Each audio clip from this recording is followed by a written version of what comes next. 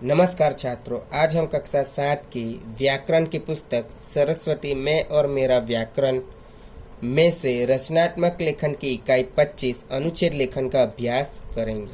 अनुच्छेद शब्द अंग्रेजी भाषा के पैराग्राफ शब्द का हिंदी पर्याय है। अनुच्छेद निबंध का संक्षिप्त रूप होता है। इसमें किसी विषय के किसी एक पक्ष पर 80 से 100 शब्दों में अपने विचार व्यक्त किए जाते हैं। यानी कहने का तात्पर्य यह है कि जो अनुच्छेद शब्द है वो अंग्रेजी भाषा के पैराग्राफ शब्द का हिंदी पर्यायवाची शब्द है, यानी हिंदी समानार्थक शब्द है। और जो अनुच्छेद है वो निबंध का ही एक छोटा सा रूप होता है। देखा जाए तो निबंध में कई अनुच्छेद होते हैं, लेकिन इसमें यानी अनुच्छेद में किसी विषय के किसी एक पक्ष पर, मतलब जिस विषय पर हमें अनुच्छेद लिखना है उसके किसी एक पक्ष पर 80 से 100 शब्दों की सीमा रेखा में अपने यानी हमारे विचारों को व्यक्त करना होता है, लिखना होता है। अनुच्छेद लिखते समय निम्नलिखित बातों को ध्यान में रखना चाहिए। यानी हमें एक अच्छा अनुच्छेद लिखना है तो उसके लिए ऐसे कई बातों को ध्यान में रखना जरूरी होता है, आवश्यक होता है, जो इस तरह है। एक, अनुच्छेद लिखने से पहले रूपरेखा, संकेत बिंदु आदि बनाने चाहिए। यानी जब भी हमें किसी विषय पर अनुच्छेद लिखने के लिए दिया जाता है या हम किसी विषय पर अनुच्छेद लिखते हैं तो उस विषय के अनुसंधान में हमें रूपरेखा बनानी चाहिए और उसके संकेत बिंदु जो होते हैं, संकेत बिंदु की जो बात है उसको बनाने चाहिए। यानी उदाहरण के रूप में हम देखें, अगर हमें नदियों से लाभ होने वाले विषय पर अनुच्छेद लिखना है तो कुछ ऐसे संकेत बिंदु को हमें ध्यान में रखना होगा कि पहला, नदियाँ मनुष्य जीवन का महत्वपूर्ण अंग है। दूसरा, नदियों के जल का कई कार्यों में उपयोग। तीसरा, स्वार्थवश नदियों के जल को प्रदूषित करना। 4, नदियों के जल को स्वच्छ करने के प्रयास। ऐसे संकेत बिंदु को हमें ध्यान में रखकर ही अनुच्छेद लिखना चाहिए। ऐसे संकेत बिंदु हमें बनाने चाहिए। 2, अनुच्छेद में विषय के किसी एक ही पक्ष का वर्णन किया जाता है। यानी किसी विषय पर हमें अनुच्छेद लिखना है तो जो विषय का एक पक्ष जो होता है उसको ही हमें वर्णित करके यहाँ लिखना होता है, उसका लेखन कार्य करना होता है।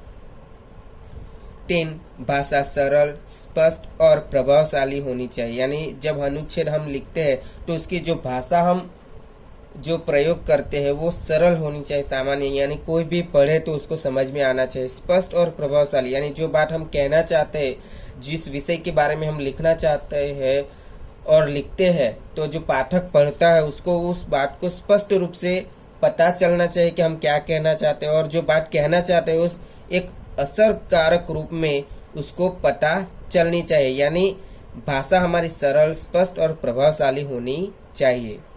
4, एक ही बात को बार बार न दोहराना नहीं चाहिए। यानी जब हम अनुच्छेद लिखते हैं तो एक ही बात को बार बार वहाँ लिखनी नहीं चाहिए, उसको दोहरानी नहीं चाहिए, क्योंकि अनुच्छेद का जो विषय होता है उसको एक ही अनुच्छेद में हमें न्याय देकर लिखना होता है, तो एक ही बात को उसमें बार बार हमें दोहरानी नहीं चाहिए। 5, अनावश्यक विस्तार से बचे लेकिन विषय से न हटे। यानी अनुच्छेद एक ही पैराग्राफ में लिखना होता है, विषय को न्याय देना होता है, तो जो ज़्यादातर अतिरिक्त जो बातें होती है उससे हमें यहाँ नहीं लिखनी होती है, और जो विषय होता है उसके साथ जुड़े ही रहना होता है, उससे हटना नहीं चाहिए।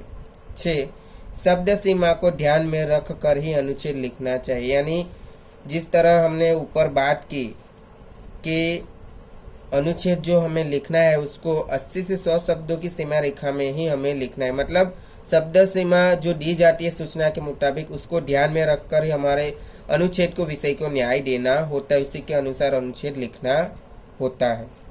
7, पूरे अनुच्छेद में एक रूपता होनी चाहिए।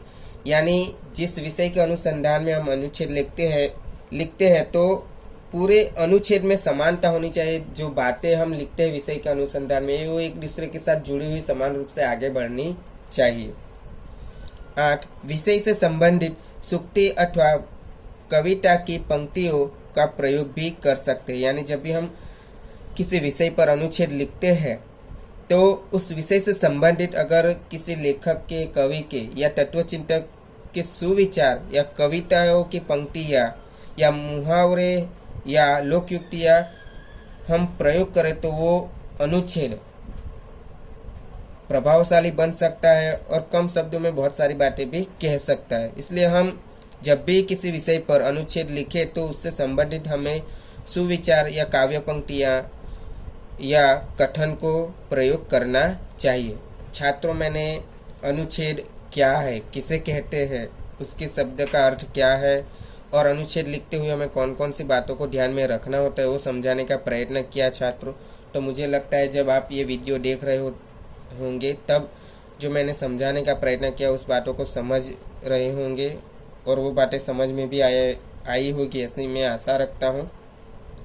धन्यवाद।